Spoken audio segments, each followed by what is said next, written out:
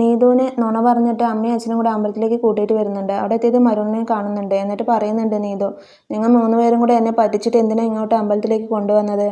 ഹരീഷിനെ മറക്കാനുള്ള വഴിപാട് വല്ലതും ചെയ്യാനാണെങ്കിൽ എന്ത് ചെയ്തിട്ടും കാര്യമില്ല. ഞാൻ അവനെ മറക്കാനേ പോകുന്നില്ല. ഞാൻ അവനെ തന്നെ കല്യാണം കഴിക്കുള്ളൂ എന്നൊക്കെ പറഞ്ഞിട്ട് പറയുന്നുണ്ട് നീതു. എന്നിട്ട് അങ്ങോട്ട് മാറ്റി നിർത്തിയിട്ട് അരുൺ പറയുന്നുണ്ട്, എൻ്റെ കൂട്ടുകാരൻ പ്രേമിൻ്റെ കല്യാണമാണ് എന്ന് പറയുന്നുണ്ട്. അപ്പോൾ പ്രേമിൻ്റെ കല്യാണമാണെന്ന് പറഞ്ഞിരുന്നെങ്കിൽ ഞാൻ വരുമായിരുന്നല്ലോ, എന്തിനെങ്ങനെ നുണ പറയുന്നത് എന്ന് പറഞ്ഞിട്ട് നീതു ചോദിക്കുന്നുണ്ട്. പെൺകുട്ടിനെ കണ്ടില്ലല്ലോ, പെൺകുട്ടിയുടെ വീട്ടിൽ നിന്ന് ആരും വന്നില്ലേ എന്നൊക്കെ പറയാണ്. അപ്പോൾ അരുൺ പറയുന്നുണ്ട്, പെണ്ണ് നീയാണ്, നിൻ്റെ കല്യാണമാണ് ഇവിടെ നടക്കാൻ പോകുന്നത്, എൻ്റെ കൂട്ടുകാരൻ പ്രേമ കല്യാണം കഴിക്കാൻ പോകുന്നത് നിന്നെയാണ് അവനെ കെട്ടിച്ചു കൊടുക്കുന്നത് എന്നൊക്കെ പറഞ്ഞിട്ട് പറയുന്നുണ്ട്. ഞാൻ പോലീസിനെ ഇപ്പോൾ വിളിച്ച് അറിയിക്കും. എൻ്റെ വീട്ടുകാർ ഇങ്ങനെ നുണ പറഞ്ഞിട്ട് എന്നെ കല്യാണം കഴിപ്പിക്കണമെന്ന് ഞാൻ പറഞ്ഞ് പരാതി കൊടുത്താൽ ഇപ്പോൾ അവർ വന്ന് നിങ്ങളെ പൊക്കിയെടുത്തുകൊണ്ട് കൂട്ടിക്കൊണ്ട് പോകും. വീട്ടുകാരെ ജയിലിൽ കയറ്റി എന്നുള്ള പേരുദേശം കേൾക്കണ്ടെന്ന് വെച്ചിട്ടാണ് ഞാൻ മിണ്ടാതിരിക്കുന്നത്. ഞാൻ എൻ്റെ വഴിക്ക് പോകുക എന്ന് പറഞ്ഞിട്ട് അവൾ പോകാൻ നിൽക്കുമ്പോഴേക്കും അരുൺ കൈ പിടിച്ച് വലിച്ച് അങ്ങനെ പൂജ കഴിക്കുന്ന മണ്ഡപത്തിലേക്ക് കൂട്ടിയിട്ട് പോകുന്നുണ്ട്. അവിടെ കൊണ്ട് ഇരുത്തുന്നുണ്ട്.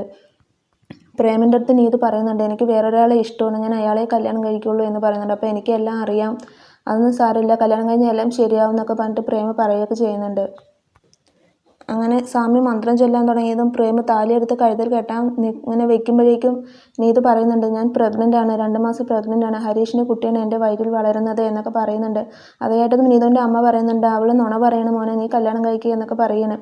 എന്നാൽ പിന്നെ ഹോസ്പിറ്റലിൽ പോകാം, സ്കാനിങ് ചെയ്യാം, ടെസ്റ്റ് ചെയ്ത് നോക്കാം, നിങ്ങൾക്ക് അറിയാൻ പറ്റുമല്ലോ ഞാൻ നുണയാണോ സത്യമാണോ പറയണമെന്നുള്ളത് നിങ്ങൾക്ക് അറിയാമല്ലോ, നിങ്ങൾ വാ എന്ന് പറയുന്നുണ്ട്. അത് കേട്ടതും പ്രേമ ദേഷ്യം വന്നിട്ട് എനിക്ക് ഈ പെണ്ണിനെ വേണ്ട എന്ന് പറഞ്ഞിട്ട് അങ്ങനെ എണീറ്റ് പോകുന്നുണ്ട്.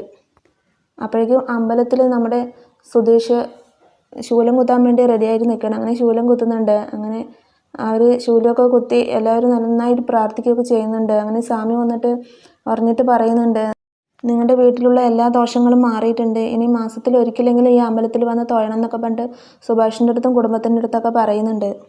സ്വാമി ചോദിക്കുന്നുണ്ട്, ഇനി എന്തെങ്കിലും നിങ്ങൾക്ക് അറിയണമെന്ന് ചോദിക്കുന്നുണ്ട്. അപ്പോൾ നിധി ചോദിക്കുന്നുണ്ട്, സുഭാഷേട്ടൻ്റെ കല്യാണം എപ്പോഴാണ് സ്വാമി നടക്കുക എന്ന് ചോദിക്കുന്നുണ്ട്. മുടങ്ങിപ്പോയ കല്യാണം എല്ലാം നടന്ന കല്യാണം ഉറയ്ക്കും എന്നൊക്കെ പറഞ്ഞിട്ട് പറയുന്നുണ്ട്. അതായിട്ടതും സുധീഷിനും ഒരുപാട് സന്തോഷമാവുന്നുണ്ട്. അങ്ങനെ സ്വാമി പൂവും അരിയൊക്കെ എടുത്തിട്ട് സുഭാഷിൻ്റെയും കാഞ്ചനയും കൂടെ നിൽക്കുന്ന ആ സ്ഥലത്തേക്ക് ഇങ്ങനെ എറിയുന്നുണ്ട്. അപ്പോൾ അത് കാണുമ്പോൾ എല്ലാവർക്കും വളരെ സന്തോഷമൊക്കെ ആവുന്നുണ്ട്. അത് കഴിഞ്ഞതും സുഭാഷും കാഞ്ചനയും കൂടി ഇങ്ങനെ നടന്ന് ഓരോ ഭാഗത്തേക്ക് ഇങ്ങനെ നടന്ന് സന്തോഷത്തോട്ട് സംസാരിച്ചിട്ടൊക്കെ നടക്കുകയൊക്കെ ചെയ്യുന്നുണ്ട്. നിധി സുധീഷിൻ്റെ അടുത്ത് ചോദിക്കുന്നുണ്ട്, കവിള് വേദനിക്കുന്നുണ്ടോ, ഇപ്പോൾ എങ്ങനെയുണ്ട്, പുറത്ത് വരുന്നുണ്ടോ എന്നൊക്കെ പറഞ്ഞിട്ട് കവിളിലൊക്കെ ഇങ്ങനെ തൊട്ട് നോക്കുന്നുണ്ട്. അങ്ങനെ ഒരു വർത്തമാനം പറഞ്ഞിട്ടിരിക്കുകയാണ്. അപ്പോൾ പറയുന്നുണ്ട് സുധീഷ്, എനിക്ക് ഇവിടെ ഇരുന്ന് ബോറടിക്കും, നമുക്കൊന്ന് പുറത്ത് പോയാലോ, ഒന്ന് കറങ്ങിയിട്ട് വരാം എന്നൊക്കെ പറഞ്ഞിട്ട് പറയുന്നുണ്ട്. അപ്പോൾ നിധി പറയുന്നുണ്ട്, എനിക്ക് വേണ്ടി ഞാൻ പറഞ്ഞതൊക്കെ അനുസരിച്ചല്ലേ, അതുകൊണ്ട് ഞാൻ വരാം എന്നൊക്കെ പറഞ്ഞിട്ട് അങ്ങനെ ഒരു ഹാപ്പി ആയിട്ട് സൈക്കിൾ എടുത്തിട്ടാണ് അവർ പുറത്ത് പോകുന്നത്. അത് കണ്ടിട്ട് ഹരീഷിനും നികേഷിനും വളരെ സന്തോഷമൊക്കെ തോന്നുന്നുണ്ട്, അവരുടെ ഒരുമിച്ചിട്ടുള്ള പോക്കൊക്കെ കണ്ടിട്ട്. അപ്പോൾ ഇന്നത്തെ എപ്പിസോഡ് ഇത്രയേ ഉള്ളൂ. Thank you for watching my video.